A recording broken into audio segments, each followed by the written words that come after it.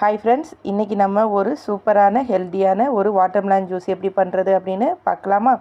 அதுக்கு நம்ம ஃபஸ்ட்டு ஒரு வாட்டர்மெலனை வந்து எடுத்து இந்த மாதிரி கட் பண்ணி அந்த உள்ளே இருக்கிறத ஃபுல்லாக எடுத்து இந்த மாதிரி ஒரு பிளேட்டில் வச்சுக்க போகிறோம். வச்சுட்டு அதில் இருக்கிற சீடெல்லாம் கொஞ்சம் ஓரளவுக்கு எடுத்துகிட்டு நம்ம ஒரு மிக்ஸி ஜாரில் போட்டு நல்லா இதை அரைச்சி எடுத்துக்க வர போகிறோம். இப்போ பார்த்தீங்க அப்படின்னா இந்த வாட்டர்மெலனில் வந்து லைட்டாக கொஞ்சோண்டு சுகர் சேர்த்துருக்கேன். ஏன்னா கொஞ்சம் சப்புன்ட்டு இருக்கும். சில பழம் ரொம்ப இனிப்பாக இருக்கும்னா சுகர் சேர்க்க வேணாம். இல்லாட்டி நம்ம சுகர் சேர்த்து இந்த மாதிரி நம்ம அரைச்சி அதை ஃபில்டர் பண்ணி எடுத்துக்கலாம். இப்போ நம்ம 2 கிளாஸ் எடுத்து அதில் வந்து ஐஸ் க்யூப் வந்து போட போகிறோம்.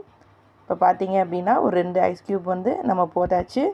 அதுக்கப்புறம் நான் என்ன போட போகிறேன் அப்படின்னா, நான் சப்ஸா சீடு வந்து நல்லா ஊற வச்சுருக்கேன். அதை வந்து நம்ம ஒரு 2 ஸ்பூன் சேர்த்துக்க போகிறோம். இந்த மாதிரி நம்ம இந்த சம்மர் டைத்தில் இந்த மாதிரி குளிர்ச்சியான பொருள்லாம் கொடுத்தோம் அப்படின்னா உடம்புக்கு ரொம்ப நல்லது.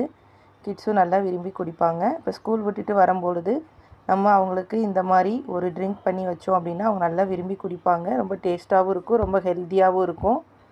இந்த சம்மர் டைமில் கிடைக்கிற அந்த சீசன் ஃப்ரூட்ஸ் எல்லாத்தையுமே நம்ம இந்த மாதிரி கொடுத்தோம் அப்படின்னா அவங்க நல்லா விரும்பி சாப்பிடுவாங்க. இப்போ பார்த்தீங்க அப்படின்னா நம்ம வாட்டர்மெலன் ஜூஸ் வந்து ரெடி ஆயிடுச்சு. நீங்களும் இதே மாதிரி வீட்டில் இருக்கிற ஃப்ரூட்ஸு, இந்த சம்மரில் கிடைக்கிற ஃப்ரூட்ஸ் எல்லாத்தையுமே வச்சு கிட்ஸுக்கு இந்த மாதிரி ஹெல்த்தியாக நீங்கள் ஜூஸ் போட்டு கொடுங்க. அவங்க நல்லா விரும்பி சாப்பிடுவாங்க. உடம்பும் நல்லா ஹெல்த்தியாக இருக்கும். உங்களுக்கு இதே மாதிரி நல்ல ஹெல்த்தி ஃபுட் ரெசிபி வேணும்னா மறக்காமல் என் சேனலை சப்ஸ்கிரைப் பண்ணுங்கள். தேங்க்யூ.